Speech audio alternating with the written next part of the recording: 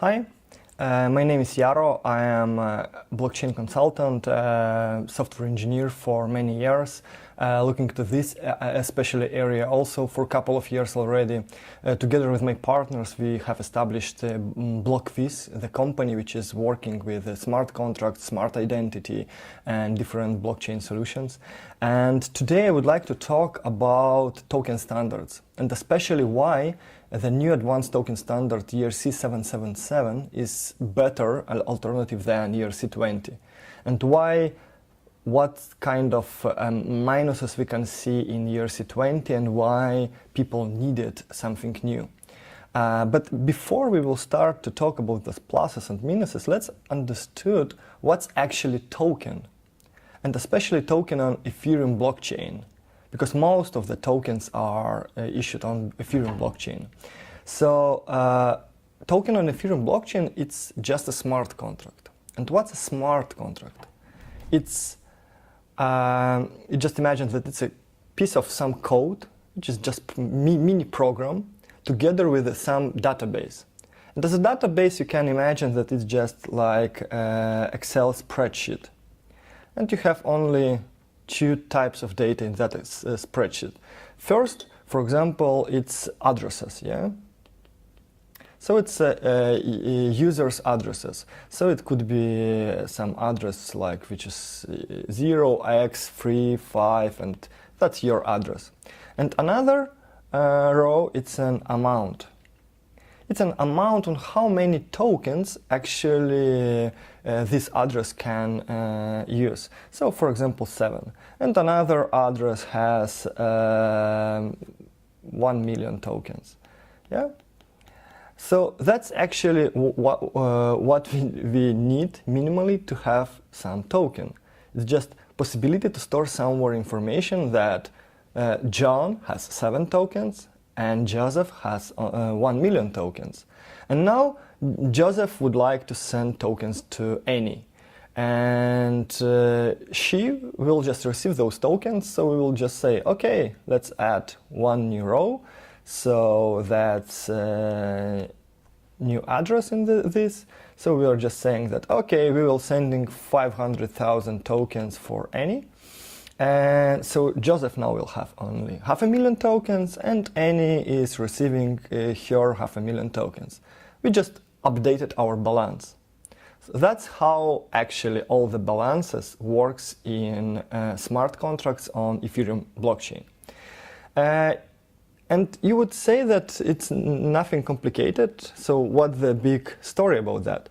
The big story about that now we know that nobody else, only Annie, could display these 500,000 tokens and send to another address. And even the token creators are not able to change these balances. So any normal database is not good for that, because people could fake the data or they could create new tokens, which we don't like. And then the question is, do we need, what's ERC20?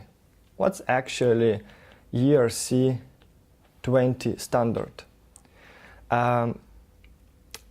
If you will see, you see that that's 2 rows on my Excel, and I can name one row address, another amount. Another smart contract could name it just ID and value. Those names could be super different, yeah?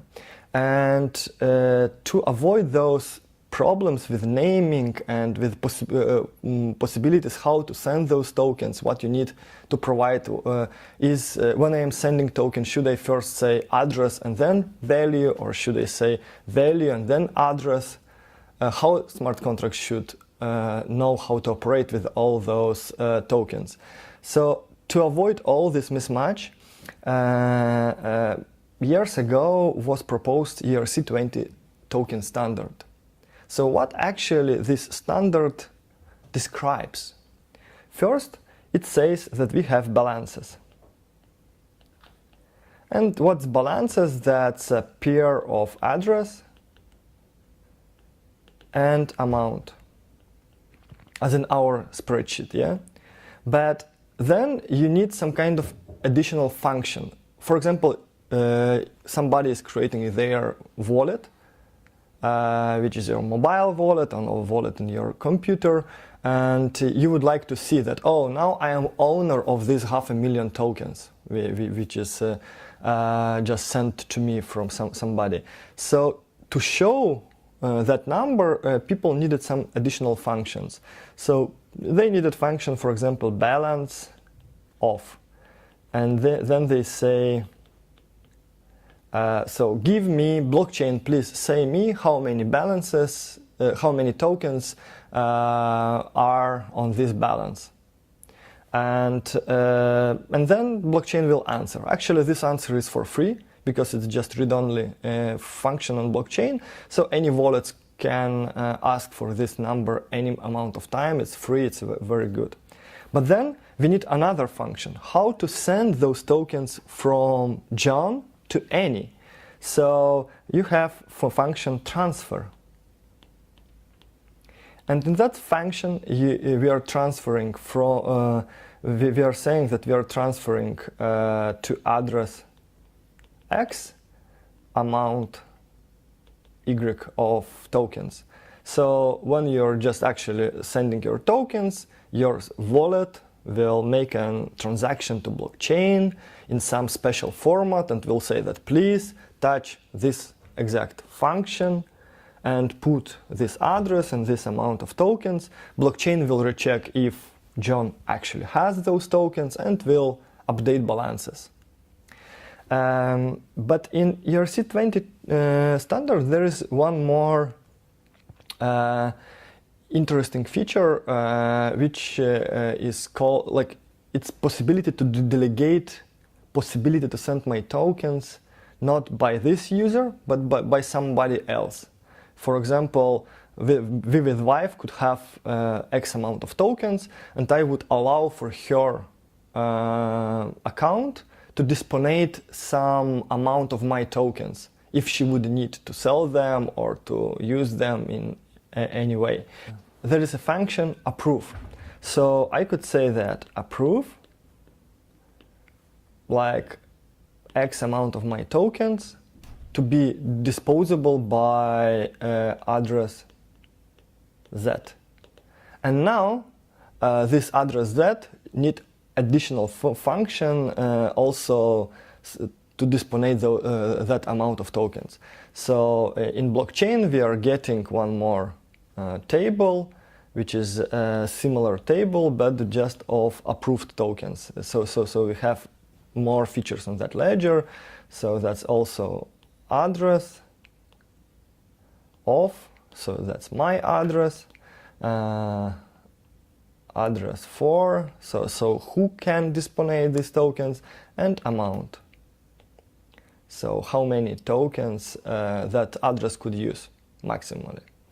So that's ERC20 token standard. It has just a couple of simple features. First feature is to see balances and to store them on blockchain, allow people to transfer those tokens from one address to another, just to change those balances, and approve somebody to use X amount of tokens. And you would say, what's wrong with this standard? It's everything what we need. But the problem is that people accidentally sometimes starting to send tokens not to the addresses which is controlled by users, but to addresses which are smart contracts. They could even send one token to the smart contract of another token. And the problem is that smart contract don't have private keys. So if there is no full function to resend those tokens from that smart contract, those tokens gone for all the time. You can say that it's impossible to use those tokens anymore. And we have calculations that there are lost tokens for tens of millions of dollars already. There is one Ethereum developer who is actually also Ethereum Classic developer, who proposed additional token standard, ERC223. and it's also quite popular token standard, which has all the features of ERC20, all of them, but additionally it provides a couple of additional features.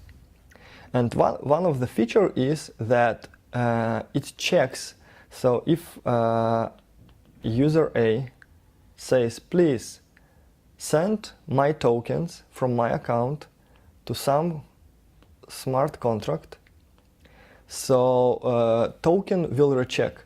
Okay, if it's smart contract, let's ask smart contracts, are you ready to accept tokens? And then smart contract says, for example, yes. So then we are changing ledger and everything okay. But if smart contract says, no, I don't have function to accept those tokens, for example, accept ERC223 function or something like that, then all the transactions rejected and tokens will be not touched. So that was proposal. So if you see that it's a smart contract, just to recheck if that smart contract is ready to accept tokens. So that's a first improvement of ERC223.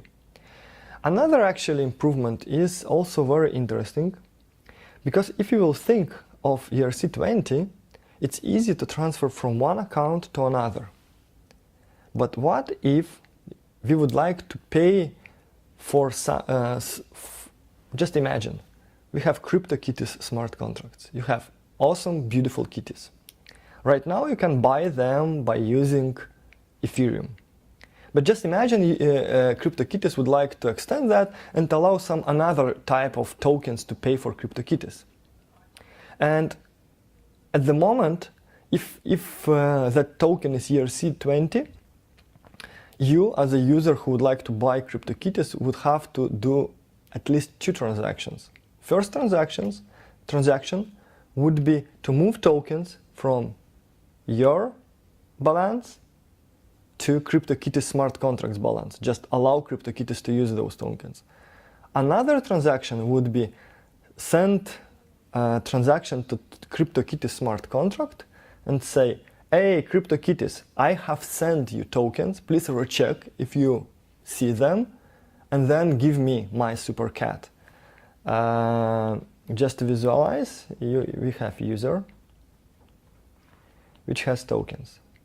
We have token smart contract with balances. And we have another smart contract where you can buy kitties.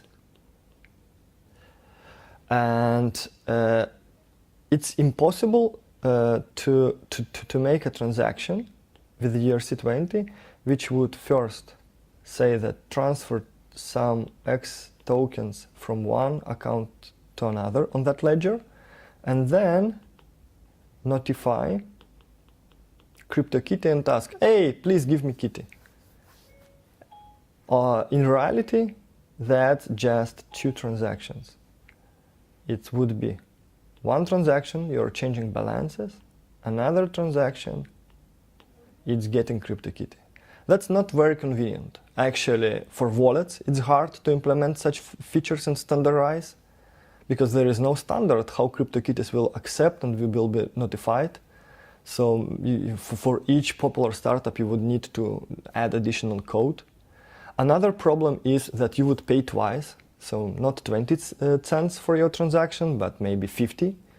And that would take much longer. So you would not wait like 1 minute for just updating balance, but then additional 1 minute after that balance is updated. It's much more complicated logic. So what ERC222 provided, they decided that let's have function which would have not just transfer to and amount, but that transfer could have 3 parameters: to, amount, and data. And what's more interesting, that each time when ERC20 sees that somebody wants to transfer tokens, it's rechecked if this 2 is smart contract. If that's smart contract, they are touching some function which is always the same function on ERC20 token standard. So what actually ERC222 provided? ERC222 wanted to solve both those problems. First problem is of losing tokens and not be able to touch them when they send to smart contract which is not ready to resend those tokens forward. Another problem is of not be able to notify smart contract that it has new tokens already. So what they did, when somebody is sending using transfer function, which is sending 2 and amount, and this ERC223 will recheck if this 2 is actually smart contract. And if that's a smart contract, it will try to call the function called ERC223 receiver. And then if smart contract has the function ERC223 receiver, then it will do something. For example, will issue for you your nice kitty. And if it don't has ERC223 receiver, then the whole transaction will be rejected. So you will say that, oh, that's an amazing standard. So let's everyone go for 223. Why it's not the default standard these days? And again, we have a couple of problems in this approach as well. First problem is that we have a lot of exchanges which already has a lot of smart contracts for receiving your tokens, and they don't have ERC223 function in them. So for example, when I am sending my tokens to, even when I am sending Ethereum into Bitstamp, they will create for me a special smart contract. So when Ethereum is on that smart contract will just resend those tokens forward to their cold wallet or to their multisig. The same is with the US tokens, with any tokens you're sending to many markets like Bittrex and whatever. And now, if you will send the token which is 223, this smart contract which was issued by Bittrex will say, hey, I don't have this function, reject. And your tokens are not able to be sent to Bittrex. So Bittrex developers would need to create additional function, and actually not just create additional function, but update functions for current users and update a lot of software on their side. Maybe accidentally during a couple of years, they will all implement needed functions. But for now, it's not possible. So exchanges are not super happy of accepting 223 tokens. Some are, some not. And you as an ACO, which is issuing your tokens and would like to be on some exchanges, will be not able to do that. Also, the even bigger problem is with decentralized exchanges. Because decentralized exchange is not able to change their code anymore, because that's usually smart contracts in one or another way, for example, IDEX or some another decentralized exchange on Ethereum. And for them to update everything, it's even bigger procedure. So in this case, ERC223 could be not very good standard. Another problem with the ERC223 is that Vitalik is also not a big fan of this standard. And actually there is Ethereum improvement proposal where Vitalik has thoughts that maybe in the future all accounts will be the same. So even your personal account will be smart contract. And that smart contract, of course, don't have ERC223 receiver function. Because that will be some standard simplified smart contract. So if they will implement that Ethereum proposal, all ERC223 tokens will be not movable at all. Or if they will implement that only on shards, what I do believe that it's more possible, so they will not touch mainnet but will touch shards, it would mean that you will be not able to send your 223 tokens into shards addresses, which is not also super cool. And that's why we actually started to advise our clients either not to use 223, either if they are using 223 token standard, always have possibility to upgrade that token, to move that token to another smart contract which will be in different standard in the future. That's why most of the tokens are kind of upgradable if you're doing 223. Okay, so is it possible to solve this problem and move forward? And I would say yes. There is a couple of another proposals, for example, ERC827, which is proposed by OpenZeppelin. But I do believe and I do like much more one new token, which is called ERC777. Actually, it's a very lucky token standard. Let's hope it will have all we need and don't have bugs we don't need. Because actually, I didn't mention one more problem with ERC20. And actually, there is one critical bug in the standard. That's a function approve. Just imagine a situation when you, as a user, saying that I approve some user Z to use 50 my tokens. And then you will decide that, oh, now I don't want to have him to disponate 50 tokens because that, for example, was some kind of subscription or something like that. You decided that let's change this approve and make Z disponating only 10 of my tokens. But if Z will see on blockchain your transaction on my mempool that you're changing that's from 50 to 10, what he could do? He could try to send immediately transaction to blockchain to be in the same block as your transaction. He can do that easily just by paying more gas than you paid, because he can see notification just in a second, then send transaction automatically because that will be bot, which is just looking on that things, and will just pay gas to be in the first block possible.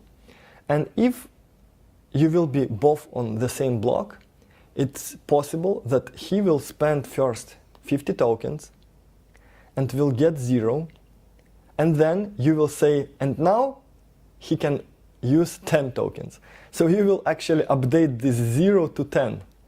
And then in next block, he can use your 10 tokens as well. And that's actually critical bug. OpenZeppelin was even in their templates had a template how to fix that. But fixing this token standard would also mean breaking all the software, which is expecting that the function approve works as it works, and maybe rechecking some things in their side. So even OpenZeppelin in their templates moved back and just made a big notification in comments that, hey, be attention, here is potential security vulnerability. So as you see, ERC20 has much more problems that it could look like. And actually I say to my clients, you know, ERC20 is great standard for trading. It's only for trading. If you want to actually use those tokens on blockchain, or even have more automated usage in your decentralized applications, even not dApps, but just you're doing some decentralized network, you will have the problem with the ERC20 tokens. it's better to move to something else. So what ERC777? People who created this standard, actually they decided that they will not extend ERC20. They decided that ERC20 has their own functions and we will not touch any of them. So it's not like ERC223, which just added some functionality. They didn't add any functionality to 20. They just decided we will create totally new. So instead of transfer function, they call that function send. Instead of approve, they have not approve, but they have operators. And some functions are similar, for example, balances. Because there was no problems with balances, and you can just ask for those balances in both standards the same. So okay, let's talk now what's solving ERC77, in which way, and what kind of features it's adding, how you could use them.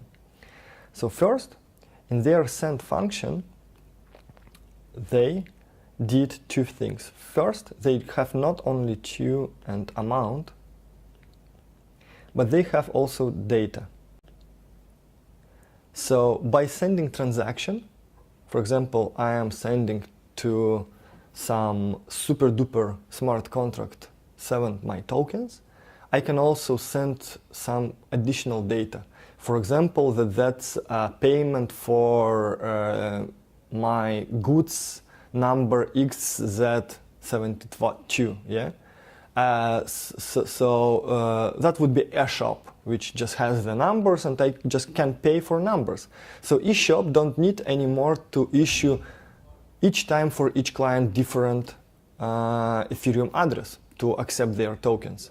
It could be all the time the same address, just in your wallet you will have to add additional data, which will be like your payment ID. Similarly, like in your normal banking, you have this transfer message with some kind of data. Yeah? Another thing which they added, they told that when you're sending tokens, there will be 2 additional calls inside your smart contract. So it's call notify sender, so yourself, and notify receiver. So if somebody will want to send your tokens with your keys, you will be notified about that. And your, for example, your mobile wallet, which would watch your address, even in read-only mode, would notify you, hey, similar like Revolut application, when you're paying with your credit card, you're getting notification on your mobile. Hey, you just paid. You could achieve that functionality with the ERC77 token, which is nice, and it added additional level of features and functionality.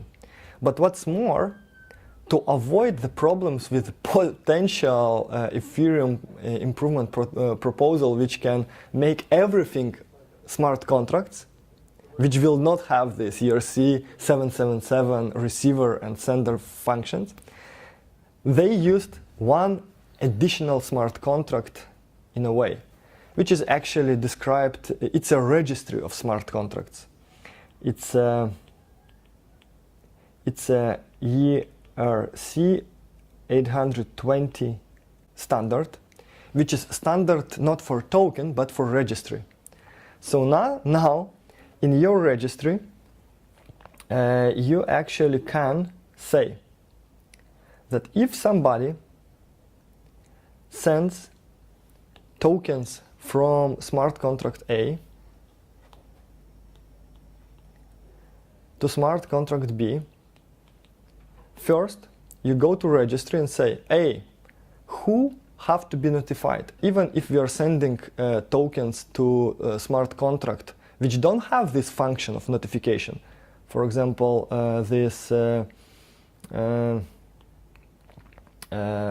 our receiver don't have the receiver function. We can say that, okay, notify not receiver, but some another registry. So in our case, we have just some exchange, which can accept your 77 tokens, let's say, but it don't have ERC77 receiver function. So what you do? You can notify not the smart contract which is receiving those tokens, but some another contract, which even you can create, and you can add to that registry, or they can create and add to that registry, and all the logs, all the notification will go to one place. So for software which is looking for blockchain, it's much easier. So with this notifications for senders and receivers, and with this additional step of registry, we are avoiding any problems in the future. So we don't afraid that all our accounts will become suddenly smart contracts. In that way, we just add our smart contracts to registry, and we will have some kind of super standard black hole notifications list on that ERC820, and all the people who had normal accounts now will get notifications into black hole. And tokens will still be sent, will still be disposable, and no problems with that. Another thing which ERC77 added was operators. So instead of adding just a proof function, in ERC77 we have operators. And what's operator? Operator is somebody, usually smart contract, who can operate all your funds on this account. So when you're saying that somebody can operate your tokens, you just say that who can operate your tokens, and all the tokens in that account could be transferred by that person, which is actually nice, especially when you want to have subscriptions. Because if you go to any software as a service and you subscribe to their service, you don't have to say that they are able to touch only $20 of my Visa account. No. If money are on Visa, they are able to touch that, and that's really convenient. Now if you don't want them to touch something, either you stopping that subscription, either you're not having money on that credit card, and both things works, which is really nice. And especially in blockchain, when you can have hundreds of accounts. So if you really would like to approve only X amount of tokens, you could just send, make an operator for some special account. If you really want to allow smart contract or that service use only X amount of your money. But usually you just say, you can get subscription from me. I can read your code, you can do subscriptions. And it's really nice, because when you have 0 tokens and now you have to just top up your balance, in ERC20, what you will have to do? First, you would have to send tokens to your account. Second, you would have to approve for more tokens for that software as a service. Again, choose transactions. In ERC77, you just have to top up your balance, and subscription will continue to work. And I do believe that actually operators is much better abstraction than approval abstraction of ERC20. Then, of course, operators can use your tokens and do all the things. So actually, that's all what I wanted. There are a couple of additional functions, but that's the main idea of ERC77. It's first, it's not to use the same naming as ERC20. Second, it's to add more logical operation and much more notifications in all their functions, so it's much easier to use those tokens in smart contracts and in normal applications. And then you will ask, okay, always you should think of minuses of any solution. So what's minuses for ERC777? Are there any? And unfortunately, yes. From my point of view, the only minus of ERC777 is adoption. The problem is that now we have a lot of applications which are able to transfer your tokens. Your MyCrypto wallet, which is on web wallet, or your wallets on your smartphone, all of them, if they are good Ethereum wallets, they allow you to transfer tokens, but they talk only in ERC77 or in ERC20 language. So if you would have only ERC777, you would not be able to see your tokens in your wallets, which is not very good. I do believe that this will change in a year or two, because I am sure that many people are working now on these solutions, but you will not able to see. So what's the solution? And happily, we are able to have a solution which has ERC777 and ERC20 in one smart contract. So what does it mean? First, it means that their token will be standard ERC20 token. So any wallets which accept ERC20 will work. Any exchanges which accepting only ERC20 will still work. We even tested it already, for example, on Bancor platform, and Bancor was happy. In the first place, they was a little bit afraid. Oh, we are not working with ERC77 tokens. But then we showed and demonstrated that, hey, guys, we have two functions, ERC777 send and ERC20 transfer. And transfer works as you expect for transfer, and send works as you expect for send. And all the balances are same balance.